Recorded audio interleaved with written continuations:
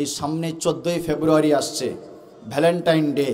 হয়তো অনেক মুসলমান আমার ভাই বোন যারা আছেন তারা হয়তো বিষয়টা পালন করে থাকবেন। আবু দাউদ শরীফের মুসনাদ আহমদের বর্ণনায় এসছে, নবীজি বলেন, মান তাসাব্বাহা বিকওমিন ফাহুয়া মিনহুম। যদি কোনো ব্যক্তি কোনো বেধর্মীর সাদৃশ্যতা অবলম্বন করে, আল্লাহ তোমাকে কিয়ামতের মাঠে তাদের সঙ্গে তুলবে। এই যে ভ্যালেন্টাইন ডে, 1 মিনিটে বলে আপনাদেরকে একটু বুঝিয়ে দেই, হয়তো অনেকে জানেন না বিষয়টা কি।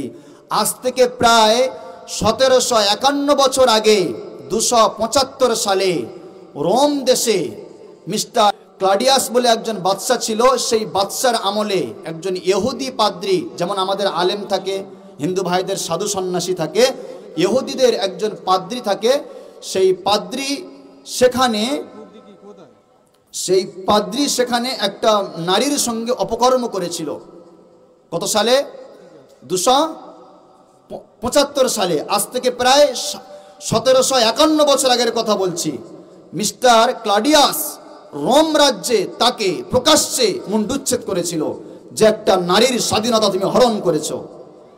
তারপর তার রাজত্ব শেষ হয়ে যাওয়ার পরে 496 সালে ওই রোম রাজ্যের পোপ গ্যালাসিউস নামক একজন বাদশাহ, সে একটু ওই অপকর্ম এগুলো সে পছন্দ করত। সে ইতিহাস ঘেটে ঘেটে সেই জিনিসটা বার করে এনে এই 14ই ফেব্রুয়ারিকে সে ভ্যালেন্টাইন ডে দিয়েছে।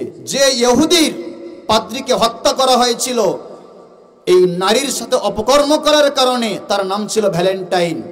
তো সেই কারণে ওই পোপ গ্যালাসিউস 496 সালে আবার সেই 14ই ফেব্রুয়ারিকে একটা ভ্যালেন্টাইন ডে দিয়েছে।